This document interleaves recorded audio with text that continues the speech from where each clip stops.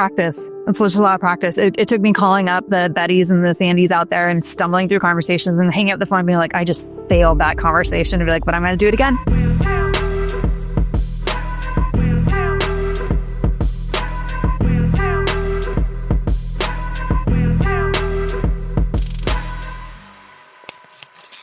What's up, everybody? This is the 0 to 100 podcast. Today, I've got my co-host, Gabriel Hamill. Travis is off gallivanting in Hawaii somewhere, doing what we should do, live a big life and time freedom, right? So the 0 to 100 podcast is all about time freedom through cash flow real estate. And that's a really important topic because what time freedom gives you is the freedom to choose, the freedom to adventure, the freedom to hang out with your family, to do all the things that are really, really important. So that's what we talk about every single Tuesday on the podcast. Today, we've got an amazing guest, Brenna Vaughn. Brenna is an elite mastermind member, also a really good friend. And we're going to start bringing on more elite mastermind members because they're just kicking ass. And Brenna's one of those people that, like, I always say, like, if I could buy stock, there's certain people I want to buy stock in, like the person. And Brenna's one of those people. And so super excited to have you on. Just want to dig into your story, talk about how you got into real estate, but also talk about just like your mindset so far, what you've learned in the elite mastermind, where you see yourself going. Maybe we'll dive into a couple struggles. I know you had some bumps along the way, which is cool too. But yeah, let's dig in. Brenna, welcome. Hey, thanks, Mitch. Thanks, Gabe, for having me. It's been a fun ride with the elite crew and joining the mastermind, and it's going to be fun to talk about with both of you today. Yeah, I'd like to start with your story. Kind of how did you get into real estate? And of course, what were you doing before real estate?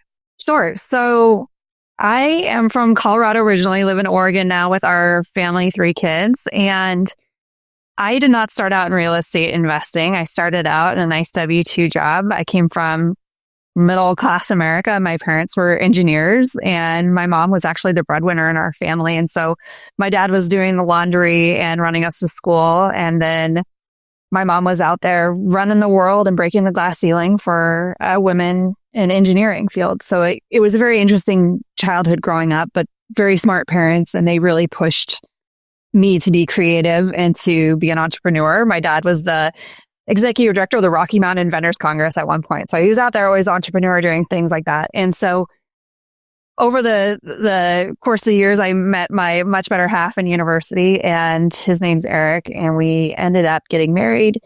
And our first real estate investing experience was buying my childhood house and spending our first year of marriage remodeling it. And it was cool because Eric's dad was a general contractor and built spec homes and owned like 30 units. So that's how we got the real estate investing mindset going all those years ago.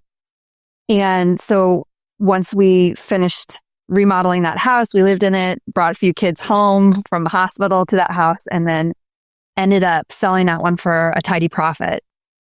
And what was neat about that was when we reached out to buy our next house, we made our intentions known and put it out there to the universe that we wanted to buy a home in this neighborhood. So we emailed everyone that lived in that homeowners association that, hey, we're looking for a 4-bedroom house, nice kitchen, here's our price point. And this guy wrote back and he's like, well, I'll sell it to you for that, but it's quite a bit larger than what you wanted. And we ended up with this stupidly magnificent home that was another good investment for homes. So we used our first 2 homes really as investments.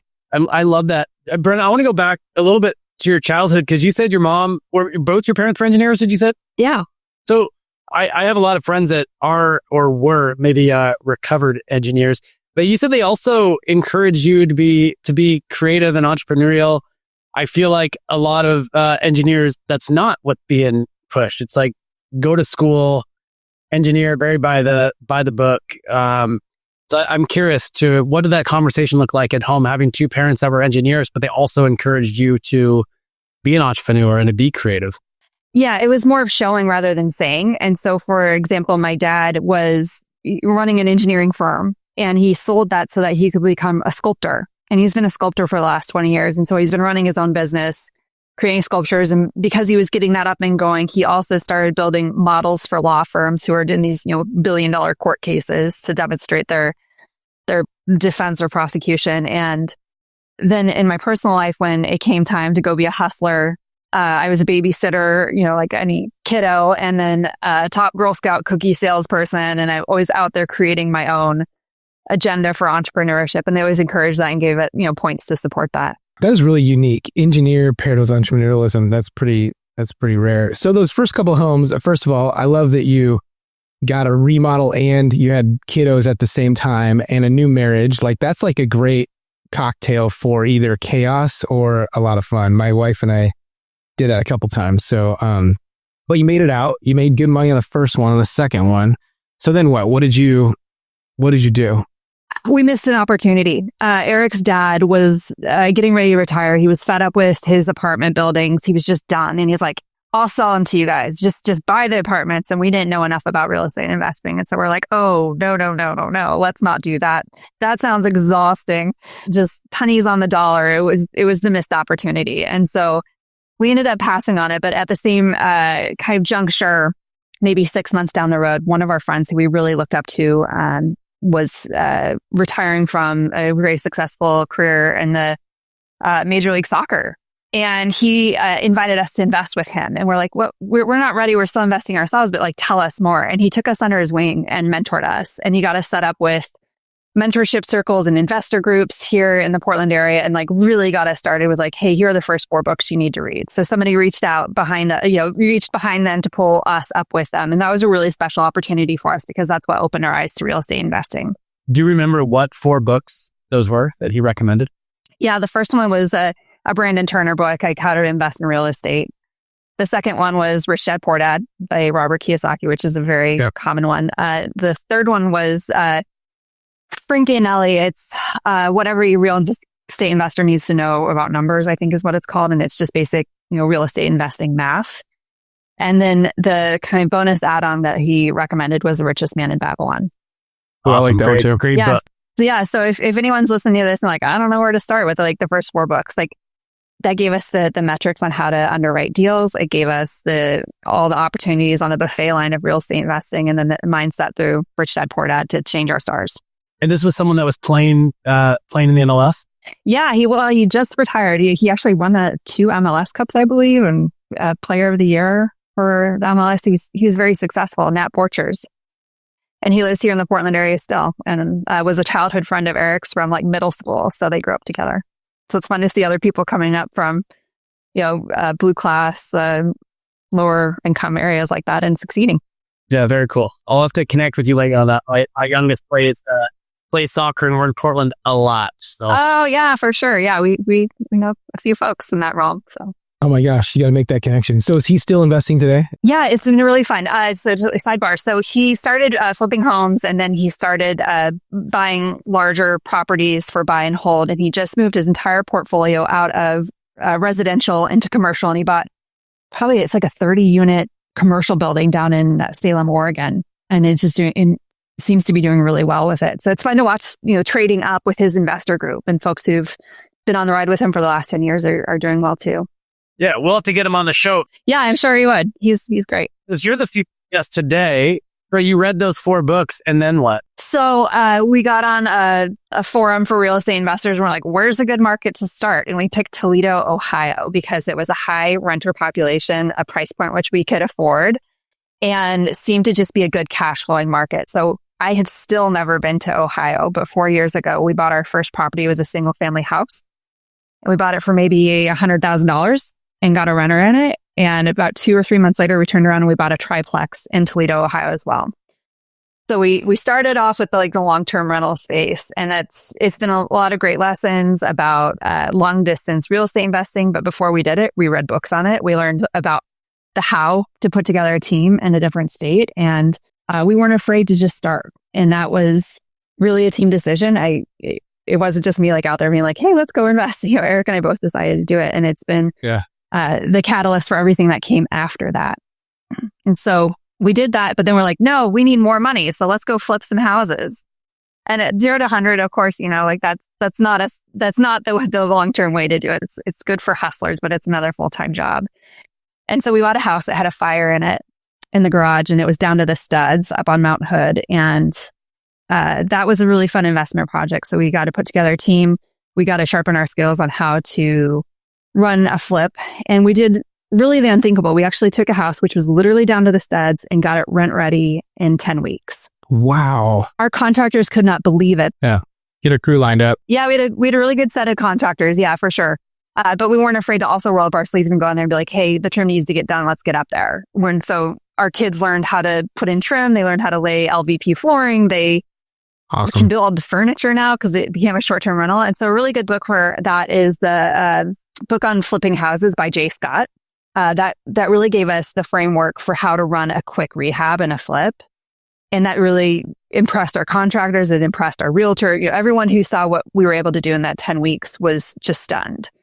And so we knew that model worked. And we did the BRRRR method, which is buy, remodel, rent, refinance, repeat. So we actually invested maybe $100,000 into that. We bought it at $399.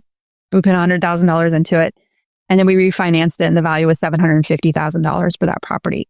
So we were able to get that investment back to go then do it again. And so all your initial investment back out. Yeah, we did. And this was 2021. So it was, a good time to be buying here, at least in our area. And it became a short-term rental. And so we thought like, oh, short-term rentals, those will be really fun. Let's do that. Everyone will love this house as much as we do. Well, of course, there are people on vacation and they're rough on houses. And so it was really interesting to watch our house that we adored and poured our blood, sweat, tears into just get trashed every weekend. And so we held on to it. We actually just sold that house last month.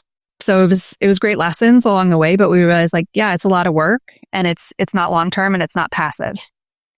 And we're really aiming at that too. So we thought, well, we'll flip again. We'll see if we liked it. We did, another flip here in the Portland area and, didn't make a killing on it. We thought like this was such a waste of effort. And so I reached out to 0 to 100 and I thought there must be something better out there that we're missing because all the people who I know who are successful are doing something a little bit differently. And how do we get in proximity of people who are doing what we want to be doing? And so that's how I came to the 0 to 100 group.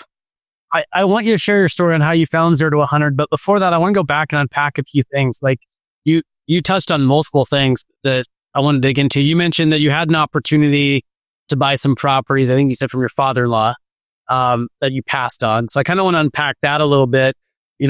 Was it you didn't feel ready? You didn't feel educated enough? Or was it a resource thing? Because I see that often. I've watched other successful investors that were like, gosh, 10 years ago, I had the opportunity to buy 80 homes and I wasn't ready. Or I know one guy had an opportunity to buy a 140 unit portfolio, but just his mind and he just was not ready to take that down and looks back and goes, shit, I should have bought the 140 units. So like, what was your mindset? Why did you pass on that particular opportunity at that time? Good questions. I would say that the reason we passed on that property in particular was a 16-unit apartment building in Pueblo, Colorado, is that we were getting ready to move from Colorado to Oregon. We thought like, surely we shouldn't be able to do this long distance. How are we going to do that? It's too far away now for us. And we don't know enough about apartments to do that, even though Eric had worked in all of these apartments and knew the inside and outside of each of these units like the back of his hand. And so it was a false mindset. Yeah, if that was just a limited mindset at the time, or you just didn't feel prepared and equipped with the knowledge that you needed to go and take that down, or maybe a combination of both. Yeah, I think a combination of both. And to anyone who's sitting in that situation, and it sounds like you've met a few of those people along the way, I mean, the reality is to get the resources, ask the questions, figure out, and in most cases, the person who's looking to sell that property wants you to succeed and will help you succeed through that sale. And so take the leap if you're in that situation, because you don't want to be sitting here on a podcast saying that you missed the opportunity down the road. Yeah, but I mean, you've obviously, continued forward and it's a learning opportunity. Another thing you mentioned is you chose a out-of-state market, right? You chose Toledo, Ohio. You mentioned there was some population growth, but I'm curious to how you found Toledo, Ohio. Like why that area? What made you? How'd you even find the information on population? Like I'm trying to put you in the seat of other investors that often go, I don't know where to start, where to invest. I don't even know how to find, which market I should be investing in. And so Toledo, Ohio, how'd you find it? Why was that even on your radar? Sure. And let me maybe branch that into and what we did. I'll share that. And then today, knowing what I know now, how would I do it if I did it again today? So at the time, we went to biggerpockets.com. We looked at top 10 real estate rental markets for cash flow. And Toledo was number 6 on that list. And so we then looked at the jobs that were in Toledo, Ohio. We saw, wow, there's university, there's a lot of medical, there's tons of manufacturing. We looked to see like how many people in Toledo, Ohio rent their houses. It was at like 63%. So we know most people rent in this marketplace. And then we looked at the price point to buy a house and we thought, well, wow, that seems very approachable. So instead of getting into analysis paralysis and not taking any action, we just said, let's find one. And so then we went through, again, BRRRR. We looked up realtors in Ohio and Toledo who were, real estate investor friendly. And we found one that really walked us through the project. So we would do FaceTime walkthroughs and within 4 or 5 houses, picked one. How important was that taking action part of it?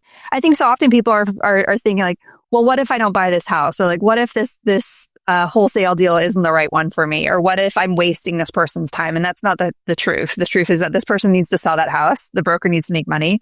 Everyone gets to generate revenue when you take action. And so a lot of people stand to gain by you spending the time and asking questions and learning the process. If I was to do it again today and look for a market today, what we didn't know at the time is that there were thousands and thousands of other people that were also looking at BRRRR and seeing Toledo, Ohio. And so it ran the market up very quickly because you had this huge rush of people looking in Toledo, Ohio. So if I was to do it again today, I would start closer to home. There's markets that you can succeed in your state. There's places that are up and coming. There are neighborhoods that are up and coming. It does not have to be in the middle of America. Now, our preference is to find assets in appreciating markets that are landlord friendly. And oftentimes those, might not necessarily be in Oregon. And so we would look beyond Oregon. But if I was just starting out, certainly there's neighborhoods in my area that are accessible from, they're appreciating, there's high rental population. And a good tool to use is ChatGPT, Ask AI, and get in there and say, hey, in the state of Oregon, what are the cities, counties with a population growth of over 3% over the last 10 years? And it will pull that data. It's very simple to use data now online. And so I would use that tool first. And then I would go and look at jobs. I'd look at if they're landlord friendly. And then after that, I'd be looking at, what's the 2-bedroom, 1-bathroom rental market and going through that onion approach, which in 0 to 100, obviously is talked about a lot. You start from the outside and you work your way into that deal. And so you start with how's the state, how's the city, how's that neighborhood? How are the jobs? And you whittle down into the neighborhood and you keep checking those boxes. And if those boxes don't check, you say, hey, that's not a great neighborhood, or you're going to be making a much bigger risk than I think maybe starting out you would want to take. Yeah, that makes perfect sense. I'm curious if that competition in Ohio, was that a net benefit to you because you took action, bought properties? Did the value of those properties end up going up? Did the rent start going up because of that competition, or did it just become more competitive for you as well as a buyer? Yeah, so we've had those properties in our portfolio for about 4 years, and they've appreciated about $100,000 total.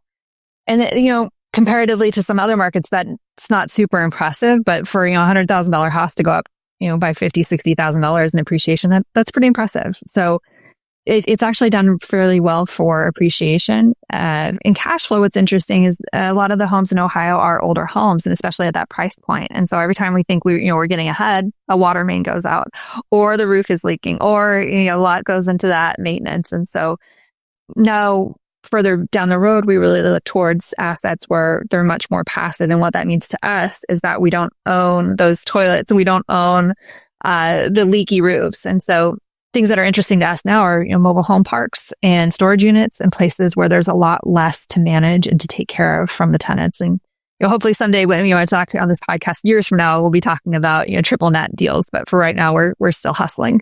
Yeah, absolutely. I remember my first out-of-state investment, and it was extremely random. I met a guy at a seminar. It was in Pennsylvania. I don't even remember the town.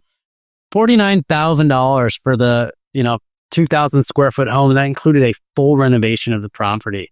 And it was a great rental. Like it was good cash flow. It was a market. Every market is so different. It was a market where, when I really stepped back and looked at it, I was like, as time goes on, it's going to appreciate so slowly. Is that really the best use of that equity that's tied up in that property? I eventually sold it for a very small profit and rolled that into something much better. But I think it, also outlines there's a lot of ways to invest in real estate. But I think it's important just to highlight that you took action. Like you got on BRRRR, you found a market and you went and bought property out there. And I I seem to simplify things often and say things like, just go buy some fucking real estate, right? But there's a piece to that that's so important. And you're a great example of someone from the very beginning who just chose to take action and learn, hey, maybe I'll do this again and maybe I'll do it differently next time. But that action piece, I think, is so important. It's a piece that people get caught up in. You mentioned the what ifs, and people often get stuck in the what ifs that can happen in real estate, when oftentimes taking action and buying that first property or that second property, that third property, the benefit to them long term is actually going to be better than if they didn't take action at all. Yeah, there's a book called Arbitrage. I think it's by Brian Johnson. And in there, they talk about mistakes. And it's better to take the action, because if it doesn't go well, and we've had plenty of investments that haven't gone well in the last couple of years, I'm happy to talk about those ones as well. But they're mistakes. We tried something, we know what didn't work. We're much smarter, stronger. We're forged into something that's better now because we took those chances. Luckily, it didn't cost us our home or our happiness, but certainly there were some hard times in there, but we still were trying. Sure. Yeah. So you mentioned when you were flipping some homes, you then found 0 to 100. How did you find 0 to 100 originally?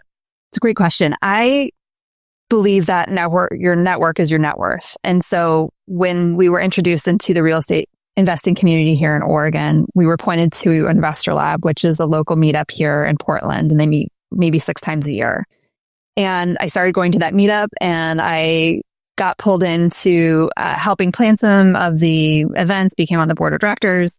And one of the members, founders of Investor Labs, named Tyler Combs, and he's like, I asked him, I was like, what kind of mentorship would be worth investing in? Like, we're sick of, taking the beatings. We want to get into something that's much more meaningful. Like, is there a group out there for somebody like us? And he's like, 0 to 100 for sure. He's like, they're the real deal, is how he described it. And so, went online. There's a lot of great resources online. And of course, like a lot of people listening to this podcast have either found it online or out on Spotify, but the website was so instrumental in talking about how to build a lifestyle and to reach R1. And a lot resonated with Eric and I as we looked at it, because it wasn't just out there trying to hustle more cash flow and stay on the hamster wheel. It was really, how do you build passive assets to have lifestyle freedom?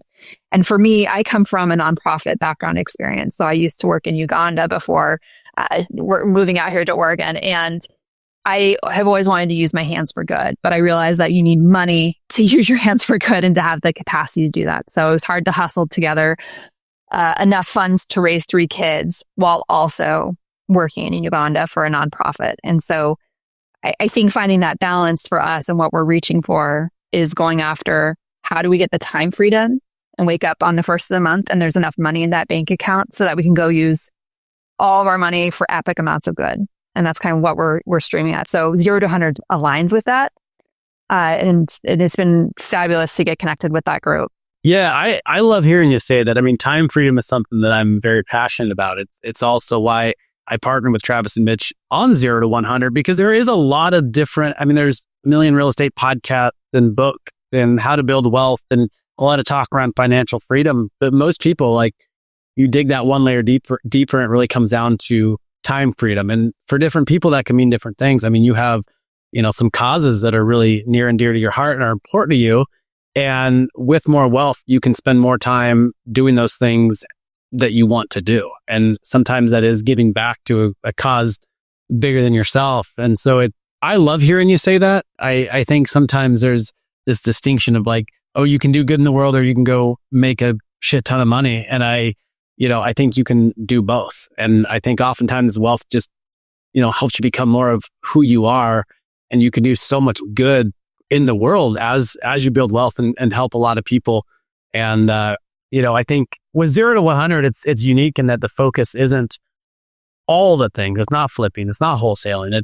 It is buy and hold cash flow real estate to achieve time freedom. So you can go spend your life doing what it is that's most important to you. And for most people, it's not about swimming in a pile of money. It really is about spending time with family or traveling or giving back to a cause that's important to you. And so hearing you say that, to me, it means a lot, because that is what's important and what I would hope that people get out of building wealth, to be able to time what they truly are passionate about. Well, I don't think they have to be mutually exclusive. I think so often I was thinking, well, we can't do good until we have money.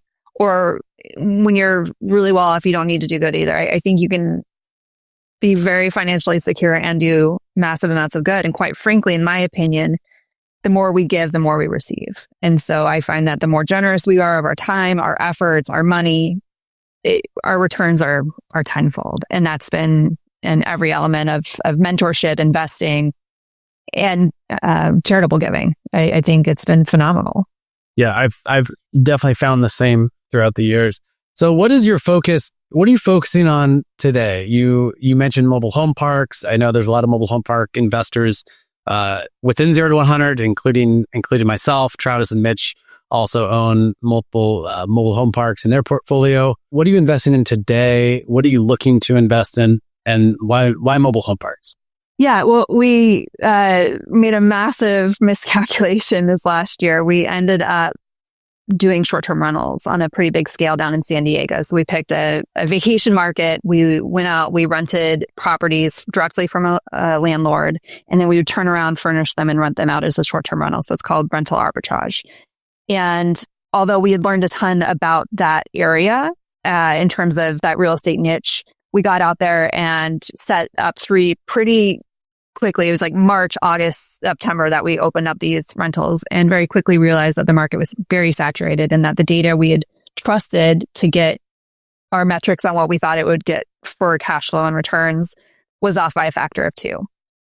And so what I would say to those who are looking to do cash flow through real estate, and especially in the arbitrage, is be very, very careful with your data on that.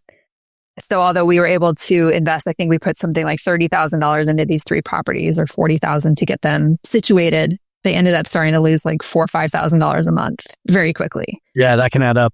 Yeah, quick. it goes pretty quick. So I remember working with the 0 to 100 group and talking through this problem. I think you specifically gave a few really good strategies to get out of that. Get a midterm renter in there, cancel the lease, move out, move on.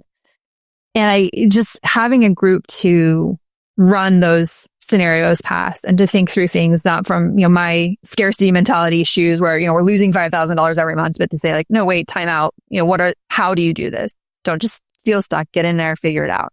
And so that was kind of our last straw. We had started the arbitrage before 0 to 100 and going through another program, which was very different.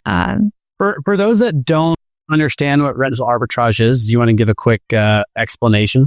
Yeah, and I'll give a brief example. So rental arbitrage, it's signing a 12-month lease with a landlord. So in this case, let's call it $5,000 to rent an apartment down in San Diego or a home. And then we would turn around and we would list it on Airbnb as a furnished short-term rental. And we'd make that delta between the long-term rent and the short-term rent. And in an ideal market, it's about double the long-term rent. So ideally, you're making $10,000 a month, and after expenses, you should be having about $2,000-$3,000 in your pocket from doing that. So it sounds nice, sounds wow, that's a lot of great cash and money.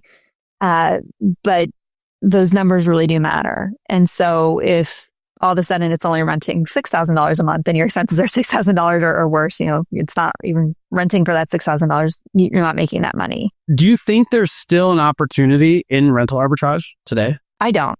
It's very well regulated.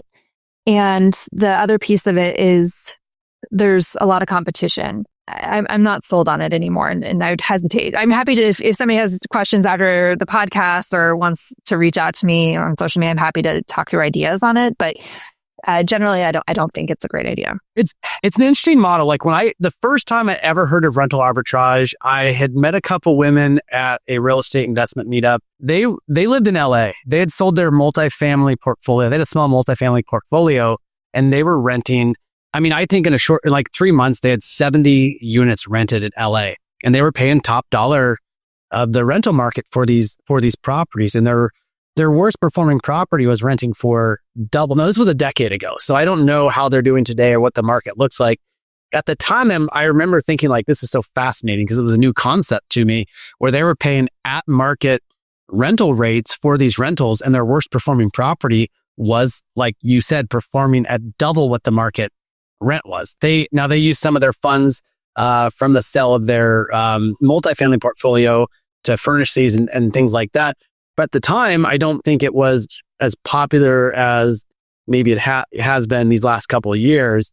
And it sounds like people are getting a little priced out of the market, not able to kind of reach that 2x market rent. But I'd be curious the data on it, because it's in theory, I like the idea that, I mean, if you could rent something for $5,000, $10,000, $1 million, and you could, re-rent it for twice as much, why not do that? You don't own the asset, but you're arbitraging the asset to produce cash flow. So it's an interesting model. I understand why you were interested in starting going that route. Yeah, I'd say the caveat to that, if folks are listening, like, no, this sounds like a great idea still, the luxury rental space is really where I think the opportunity would be still. So when you're giving somebody an experience, there's a sauna and a plunge pool and a pickleball court, and people are going for the experience of being at that short-term rental. That's where I think there's still opportunity. Whereas if you're just running up an inner city 3-bedroom, 2-bathroom home, it's going to be really tricky to compete. That makes perfect sense. I mean, I think these particular women were really focused on destination type places, beachfront property. And I'd love to follow up and kind of see. Yeah. Another podcast. I'm just giving you podcast guest ideas today. So that kind of led us all the way back around to, we said, no more, not another day, never again are we going to be investing in a not passive income asset. And so we took all the skills and all the knowledge that we had done for deal hunting, for finding off-market deals, for finding flips, and we repositioned that into looking for mobile home parks. And so we had hired VAs to find off-market deals in Oregon. We had done ringless voicemail campaigns to find wholesale deals. We'd just really built up a deal flow funnel to find deals. And so we've engineered that now to be in the mobile home park space. And it's a different space because you've only got 40,000 mobile home parks in the United States, thereabouts. And they're becoming scarcer and scarcer as time goes. I've read they're disappearing at about 1% a year. So that 40,000 mobile home park, I mean, that's getting smaller and smaller every year.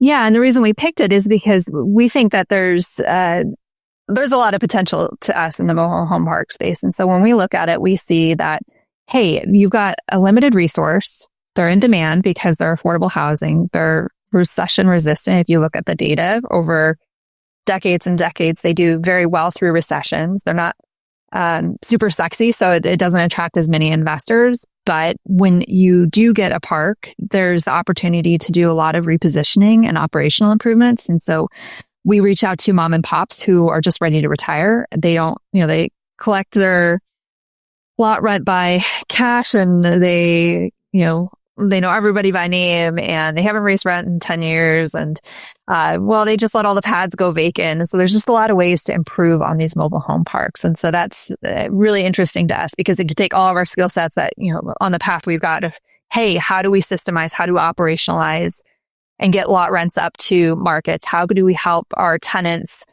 find ways to pay that don't involve paying cash every month? And what are the infill opportunities? We're not afraid to bring a home into a park and to get it rehabbed. We know how to flip houses. And so there's a lot of our core competencies now that we've learned along the ways that we can bring to the mobile home park space. And there's the opportunity as well that if you've got a mobile home park and the park owns all the homes, to sell those off and have the tenants have pride of ownership and have them take over their homes. And to me, that makes a world of difference, that pride of ownership. And so we can give that opportunity to communities and help people access housing where they weren't able to access affordable housing. And so, it speaks to my heart for doing good in the world that I think we can offer that space to a lot of communities. Yeah, that makes perfect sense. Within every asset class, I think everyone asks like, well, how do you find these deals? And so let's dig into that a little bit, because it doesn't matter really if it's single family. And even though we're mostly speaking, about buy and hold cash flow real estate, sourcing deals, it always comes up. Like anytime I speak to someone, it's like, how do I start? How do I find the deal? I preach heavily on like relationships, have these conversations. But I think for a lot of people starting out, it confuses them. It's like, well, but what do you mean? How do I find the people to have conversations with? You mentioned mom and pop sellers. I've purchased from a lot of mom and pop sellers. People ask, but how do I find them? Do I show up there? Do I find their number and call them? So my question to you is the same. How are you finding these potential sellers, and what's that conversation look like? Yeah, let me break it into 3 tiers. Like, I have $0 to put into this. I'm brand new. I don't know what I'm doing. And then kind of like, I'm ready to invest in, and why we do it that way. And then like the next level, if we had more money, what would we put into the machine to build deals? And so if I was talking to somebody who doesn't even know where to dig in, doesn't know where to start, find a mom and pop deal, the mobilehomeparkstore.com is a great place to start, and just to see what deals are out there and to start looking at mobile home parks and to say like, hey, this one's attracted me, this one's not. And then from there, there's nothing that beats picking up the phone and just talking to a seller. And you can tell online if the seller's a broker or not, because it'll say, licensed broker, or it'll say like Edna. You just call up and you're like, hey, you're selling your park. Like, tell me about it. And you just start familiarizing yourself with like what that conversation looks like. Not with the idea that you're going to make an offer on this park, but just to get used to that process of like, hey, you pick up the phone when you see a deal and you just ask questions. So, I would spend maybe an hour online looking on, the main sites of Crexy, LoopNet, things. So, like those are typically where like within the industry, we're like, oh, that's where deals go to die. And that's not always the case, but there's kind of a needle in a haystack kind of approach there. So then once you use the techniques earlier that we talked about, like deal find and be like, hey, this is our market that we're going to be operating in. Then you can just look up mobile home parks in Toledo, Ohio. And you can see all the mobile home parks that are in Toledo, Ohio. Pick up the phone, say, hi, I know it's out of the blue. Would you be willing to accept an offer on your home, your mobile home park? And people will say yes or no, or like, I'm not the manager, talk to Scott. The conversation going. Calling the listed ones, or were you just calling the ones that had Edna's name on it? Oh, like just doing like a Google map search, Toledo, Ohio mobile home parks. That's free. It's a list that's free. People want their mobile home parks to be found because they're looking for tenants. And so that's a good way. If you're looking to buy locally, drive around. Go drive to the mobile home park that you're interested. Drive around, see if it's in good shape. If there's tenants outside, you just roll down your window and be like, hey, do you guys like living here? Like, tell me about this park. Like, who owns it? Like, I'd love to talk to them. And oftentimes you can get a phone number that way. And so there's kind of like the $0 approach. Go online, join Facebook groups, look for mobile home parks on Facebook, go out to Craigslist, see who's listing homes in their park. That's another great way. That's free to go find mobile home parks. So there's no reason you have to spend money doing it. It just takes more time. And what I don't have is I don't have time. We've got, we're both full-time employees right now for our W-2 jobs, and we're doing real estate investing, and our highest value is our 3 kids. And so whatever they need comes absolutely first on the list. And so we don't have time. So what we instead decided to do is, hey, we're going to put $1,000 a month into deal hunting. And what that looks like for us is we pull lists. We have people go out and we'll say, hey, we want the list of all the parks in Ohio.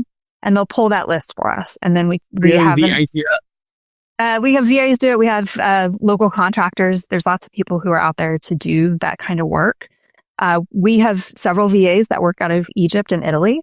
And so we'll farm that out to them. We'll say, hey, this is what we want. So we will give them either a list that we've pulled, or we'll do a ringless voicemail campaign.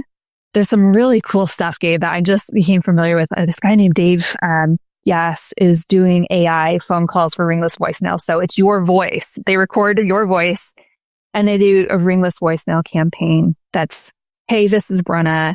We're in the area looking at mobile home parks. Yours came up. We'd love to have a conversation with you about it. Oh, I get these calls. Like it's it's so crazy. AI is on the cutting edge of like, it's close. There's definitely voicemails that I get where I'm like, you might have gotten a call from us last week. It's possible. I'd be so curious what that voicemail sounded like. I get calls all day long. I don't answer my phone ever, except for when I'm in the car. Sometimes my kids think it's funny. They're like, answer that random number. Like, let's screw with them, right? And it's interesting because a lot of those calls, they're not good, but some, they're starting to get really good, right? And so it is interesting that the technology piece and where that's going and the opportunities that are like right on the edge there and I think it's good for buyers and sellers. Like I'm not actively really selling any of my properties, right? But the right person, the right buyer, like I'm open to selling. It's just, how do you get that investor on the phone, right? Like I'm a good example of like, I don't want to talk to some rando trying to buy my park, but if they're a real buyer, real investor, and it's a real offer, then that conversation actually could be interesting, right? And so it's like, how do you kind of differentiate yourself from, I guess, other people doing the ringless voicemail and the auto text and those kind of things? Yeah, and my job as a buyer is to find the vehicle in which you'll respond. And so the first is a ringless voicemail. If you don't respond to that, I've got a cold caller who's going to be calling this week and saying like, hey, following up. We still really want to talk to you. We're real people. We'd love to have a conversation. If you don't follow up still, and then we whittle down on that list and we're like, you know what? You're in our buy box, Gabe, with your park. This is a park we really want to pursue. I will send a letter, and it is going to have handwritten hey, Gabe, this is a little bit about us, who we are. We really are trying to find a park. This is generational wealth building for our family. Could we talk? Are you writing those letters? Because I know there's technology now that will actually handwrite a letter. There is technology. So that's that very upper tier. So what we do right now, we do ringless voicemail. We do cold calling. I'm out there 2 hours a day, deal hunting. And this is like nights and weekends and lunch hours on the fringes, reaching out to brokers. I have a broker list that I cultivate and I add names to. I review all the deals that come in my inbox. I get stuff in from wholesalers. So there's a lot of funnel coming into us so that then we can get a deal. And so last week we had a lead coming from ringless voicemail. It's a guy, he's got $1 million park, Southern Oregon, looking to sell. He's got 2 properties before he's completely, he's leaving Oregon for various reasons. And so I said, what's your other property? And he's like, well, it's a 140 unit storage unit out in Madras, Oregon. I was like, would you be willing to sell them as a package? And he's like, I sure would. That would make my life so much better because then I could 1031 exchange into something meaningful instead of trying to cobble together the timing. Like, it makes my life better. I'll give you a great deal on it.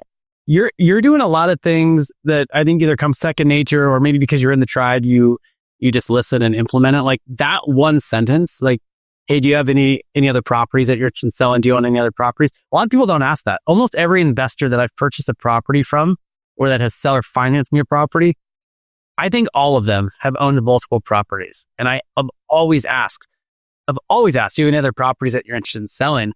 And I've heard some people go, oh, I never asked them if they had any other properties. Like, if they own a mobile home park, they might own a 140 unit storage facility. They might own other properties. Such an important question to ask. I don't know if that was just second nature or something you just picked up along the way because you're well networked now or what? Practice. It's just a lot of practice. It took me calling up the Bettys and the Sandys out there and stumbling through conversations and hanging up the phone and being like, I just failed that conversation, to be like, but I'm going to do it again.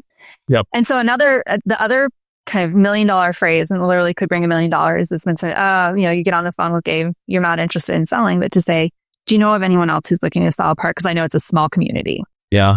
Utilizing your network. Yeah. So that's kind of where we're at in our deal flow and how we go about pulling in deals into our funnel. But kind of the next step is, we have no problem putting, let's call it $12,000 a year out there, because if we we put together a deal and it has immediately $250,000 of equity, was it worth the $12,000 to invest into the deal? Absolutely. So easy. I mean, that's one deal away from where your money is 100x or more, right? Yeah, exactly. Takes one deal to really be life changing. You mentioned LoopNet or Crexy, and you use the same sentence I've heard oftentimes, the place where deals go to die. And it's interesting because it can be a place that deals go to die. I've purchased properties from LoopNet, but I've also utilized LoopNet as a way to network with brokers. Before I bought my first mobile home park, I went on LoopNet, not because I thought LoopNet was a great place to buy properties, because I didn't even know how to analyze a mobile home park deal. Now, I know within the 0 to 100 Elite Tribe, we do a lot of deal analysis and deep dive into the deals. But prior to that, I went on LoopNet just to see, and I pulled up every mobile home park listing in the entire country, and the financials are available. And so it is a great resource to see what's for sale, but also to dig into finances and start looking at profit and loss statements and start looking at the financials, start getting comfortable with whatever asset class that you're interested in, what those listing packages look like and what the numbers look like and how to start analyzing deals. But also, it's a great way to see the sellers out there, to find the ones that are listed by brokers and the ones that are for sale by owner, and start having those conversations with potential sellers and potential brokers. Yeah, and it's just getting creative. So called a broker last week, Sandra, about a park in Oregon.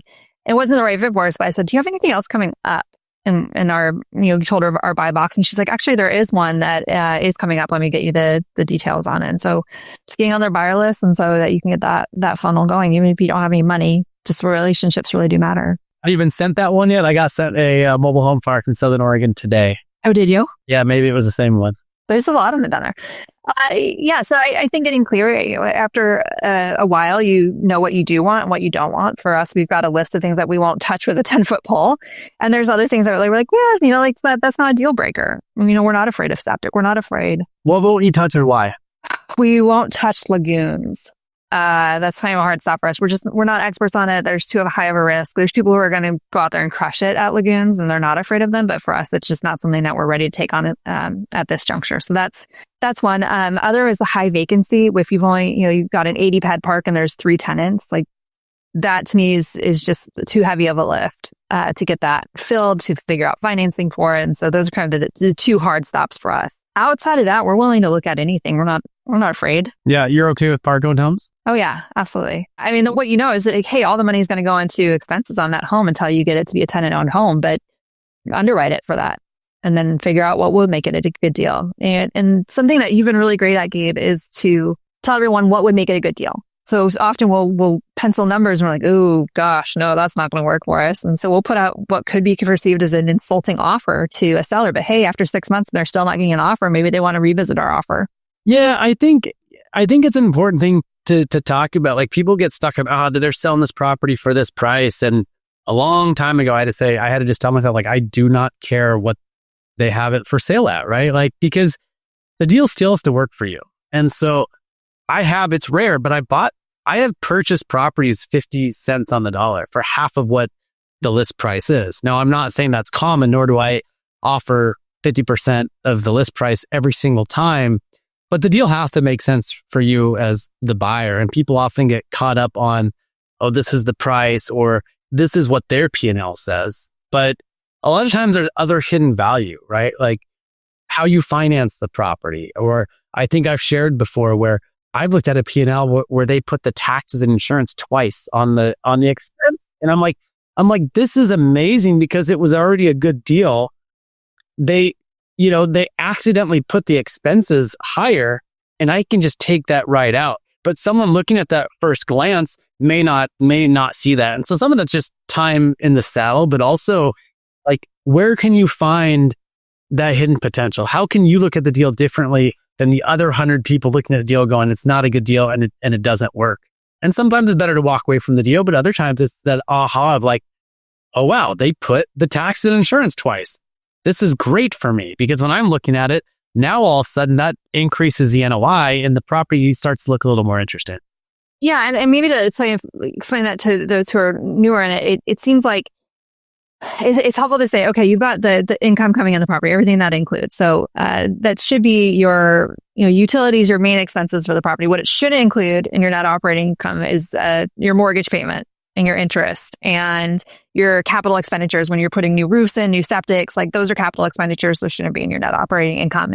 And so often I will see one of those 3 items in that net operating income. And so what that's doing is it's showing the property makes less money than it actually makes. And that's an opportunity for investors because that basically gives you the opportunity to underwrite it at that lower net operating income, which gives you a better deal. Some people, we can negotiate through those kind of things with the seller. So I just wanted to explain that. Yeah, the CapEx, the capital expenditure, for those that don't know what CapEx or capital expenditure, so it's typically a one-time expense. It's not ongoing repairs. It might be something like a new roof. And I've seen that several of my mobile home parks have stick-built structures to apartments or single-family homes on the property where, let's say they did a brand new roof, they might put that in as an expense. So you see this, $20,000 expense that you realize as you spend more time analyzing deals. Well, that $20,000 for that roof was a one-time expense. It covered an 8-unit apartment that happened to be in the mobile home park. That's not going to be your ongoing expense, and you can write that $20,000 a year in expenses off that P&L and increase your NOI. So I think mobile home parks are a super wonderful place to be operating in. I would also highlight storage units are another great one that we're interested in. The reason being is you don't have to be flushing toilets. You get more tenants, lower rental rates, but per square footage basis, those can add up really quite nicely. And so I think if you're not sure where to start out, and you've heard us bumble through short-term rentals and flips and long-term rentals, that take our lessons learned, and I hope that people can stand on our shoulders and learn from us and not repeat some of those same mistakes. Of course. So in the mobile home park specifically, you mentioned, hey, not a sexy asset class. I would have said the same thing. I didn't start buying mobile home parks until 2019. Then you had the Brandon Turners of the world, on Bigger Pockets talking about how we're buying up mobile home parks. We also, 2020, 21, like interest rates were low and it felt like that mobile home parks went from a non-sexy asset to a financially sexy asset where everyone was talking about it. I'm curious if you're seeing more competition in that space. I surely am. I'm seeing, brokers listing stuff at a much, much lower cap rate, higher prices, lower return. Are you seeing that as well? So I'm still in the mom and pop space with our buy box. And so I think anything under, let's call it the 50 lot, there's still competition and opportunity, especially if you're reaching out directly to sellers. You're not competing with a lot of brokers or with a lot of people who are looking to buy. That's where I think the opportunity is. I do think there's a lot of competition. Anything, 50 pad plus, you're dealing with capital boutique firms that, can bring in more money into a deal. And I think there's pretty high competition in that space would be my assumption. Yeah. I don't know what your buy box is, but, for us, it would be tricky for us to look at a 10 lot park and make it pencil out, because now we know like, hey, there's only 10 lots to spread the cost about. And it's, a lot of asset management to get in there and get it set up. And so, what's more attractive is that, hey, if we can find 3 or 4 of those in one town, at least that makes more sense for us. And so that's a strategy that we're looking at, is that maybe they are smaller, but we can have a few of them in the same town. Yeah, that makes perfect sense. A question I have for you, being one of the 0 to 100 elite members, I'm curious, and you've been an elite member for a while now. I'm curious to what some of your biggest takeaways are, or some of your biggest mindset shifts since being part of the 0 to 100 elite mastermind. Yeah, that's a great question. One of them is the calculation of time. And I remember doing that. I went to the retreat in the spring out in Hood River. And what was really incredible about my hourly rate, essentially. So up until this point, I was like, it's just my salary divided by the number of hours I work in a year. And we sat down and we talked about, let's look at a deal. So you buy let's call it a $750,000 mobile home park. And because you looked at the NOI correctly, you stabilized it, you got in a few tenants, you make all these adjustments. Now it's appreciated to $1 million asset. So you take that $250,000 of equity, your acquisition fee, how much cash flow it's bringing in, and it took you maybe 150 hours to put together that deal. Well, now all of a sudden your hourly rate's about $2,000 an hour. And that's a frame to set out there to say, okay, my time is now valued at $2,000 an hour. So what am I willing to do and what am I not willing to do at $2,000 an hour? And that changes how I operate in my day. And I have no problem handing off cold calling, ringless voicemail, my email, my calendaring. Those are all if I'm VAs now, because my time is more valuable than my highest and best use is going out to find those deals and getting on the phone with people who are selling mobile home parks.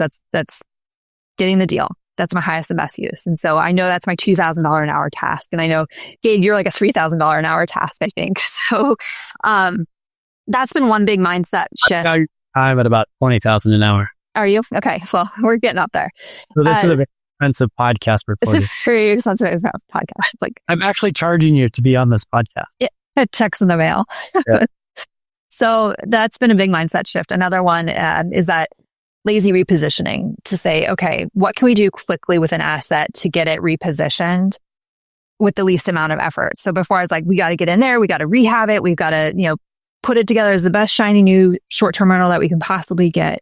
And then realizing like, no, you just need to see the opportunities and look for those opportunities and do those lazy repositions. Talk on lazy reposition a little bit, because lazy reposition is a term that I use all the time now. Something 0 to 100 coined, lazy reposition. But that's kind of been the premise of my entire investing career, is like, how do I increase value, increase NOI, increase cash flow without deploying a shit ton of money? Like, oftentimes it's decreasing expenses, increasing revenue. In a mobile home park, I know for my first park, it was a small rent increase and a utility bill back. Cost me nothing, added $30,000 to the NOI. So talk a little bit, like, when you say lazy reposition, what does that mean for our listeners that have never heard the term lazy reposition? So easiest way to do a lazy reposition is to look at under market rents. And so you've got a mom and pop, they just charge $200 per lot for the last 20 years. Well, in the market space, that, let's call it, it's $300 a month. So you take those 20 pads and you just increase the rents over a shorter period of time to get them closer to market rents. So let's just say you increase it $100 a month per those 20 pads. That's $2,000 a month that you raised the rents. And so over the course of the year, that property is now making you $24,000 more a year. And what that matters is that when you go to refinance that property at the bank, trading caps are often around 7% and the mobile home park safes. So now you have taken that asset, you've increased the net operating income by $24,000, and that increases the value of that park. At a 7% cap rate, that would be like $300,000. I mean, it's zany what you can do. So now the bank will say, hey, we'll give you a new loan on that property. You do a cash out refinance and you get that initial investment that you put into that park back so you can go find your next park. And that's the laziest repositioning that you can do. Another one is to look at your expenses and be like, wait a minute, they're not billing the tenants for the water or the trash. You have a tenant who's not paying for their water, they're just going to leave their water on. Like I have tenants out in Ohio, they don't pay their electricity because of the way the metering is done. They have no problem like leaving the heater on and leaving the windows open because they're not responsible for it. So, doing those things where you're like the tenant's responsible for their energy consumption as a clean energy advocate, I think that's important. And so helping them be responsible for their utility usage. And that's just a lazy thing you can do that also increases your net operating income. And so those are things that that's not all of the lazy repositioning, but two of the top ones that we see a lot. Yeah, I love that. Well, we're about at the top of the hour and we do one final question. But before we get to the final question, I wanted to ask if you had one piece of advice for a new investor, someone that a lot of people reach out that they're interested in real estate. They want to get involved. They want to start investing. They don't know where to start, how to start. I mean, you mentioned books, you mentioned masterminds. When someone asks you like, hey, Brenna, I love what you're doing. You went for it. You wanted to invest in real estate and you took action and invested in real estate. But I want to get started. What do I do? Like when they ask you, how do I get started? What do you tell them?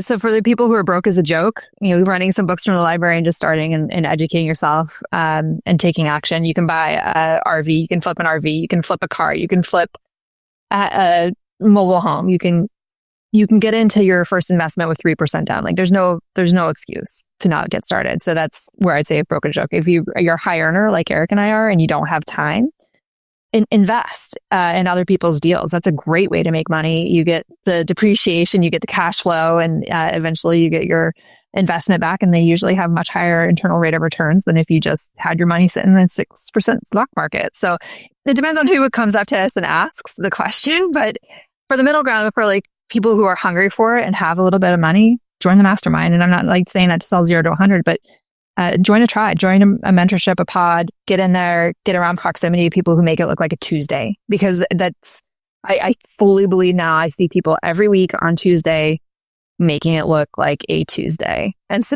been really powerful and really helpful. Proximity is profit.